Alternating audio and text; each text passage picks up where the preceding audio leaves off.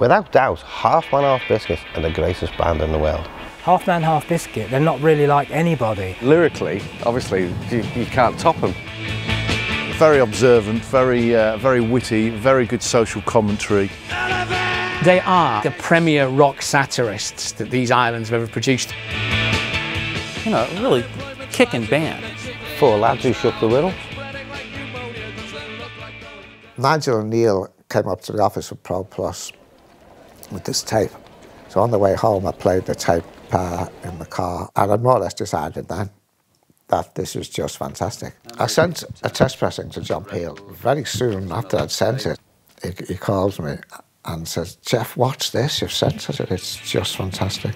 We're very lucky to be able to broadcast to you what is, in fact, I believe, a national treasure. Half Man, Half Biscuit. Ignore them at your peril. Conformism since 1966, and now subversion's in the air, the shape of flying bricks. Trumpton Riot, it sold very, very well, and it was the biggest selling independent single of the year of '86.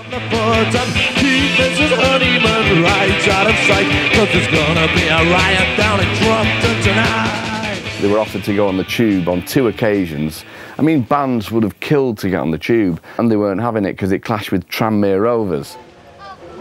I thought that was a fantastic statement to make, particularly in the 80s when everything was all me, and, you know, we want our 15 minutes, you know, and they're going, no, we're off to the match. The Tube apparently offered to get them a helicopter to take them straight back after the programme so they wouldn't miss the match. No.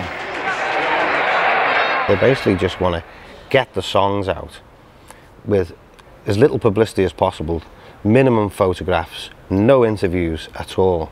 Let it always be said. He doesn't want to be famous. He doesn't want to be recognised in the street. When he told me that he only tours now because he doesn't like restart interviews at the Dole, you know. We turned down like a couple of offers from major labels. They've been offered lots of money, but they're not into all that type of stuff. You know, there's probably only them and the Fall who won't play the game. And thank God for bands like that, you know. I asked if you would like to go along to see the Rocky Horror Picture Show. You said you'd love to, so I murdered your family, cause I hate the Rocky Horror Picture Show. And besides, I'm going browsing around hardware shops. The lyrics are the obvious thing for a lot of people. My favourite Half Man Half Biscuit line is "Sign on you crazy diamond." There is nothing better in life than writing on the sole of your slipper with a biro. There's a man with a mullet gone mad with a mallet in Millets. I may only have 6 weeks to live, but at least I'm not in Journey.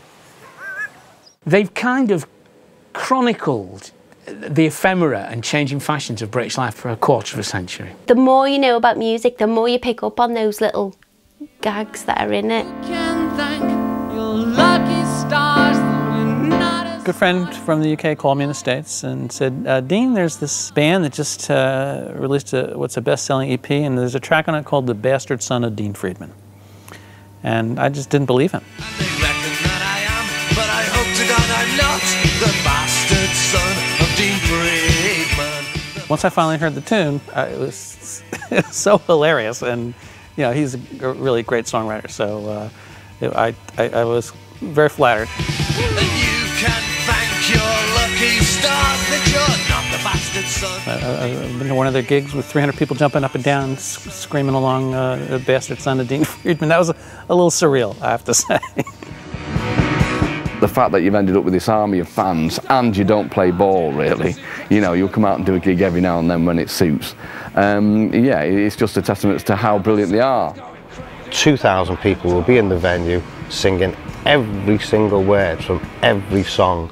The beautiful, sparkling, healthy spa water of Bath in Avon. It's almost like a religious experience because everyone's kind of nodding at each other to say, yeah, I'm in on the joke. They're not at all pompous. They're not too serious. They're clever and they're funny, and they come from a seriously twisted mind. First for Nigel, he's just something else, you know, he's a one-off. They're really good and, you know, deserve to have more fame and recognition than I think Nigel really wants. Half Man Half Biscuit, avoiding proper work since 1985. Hallelujah.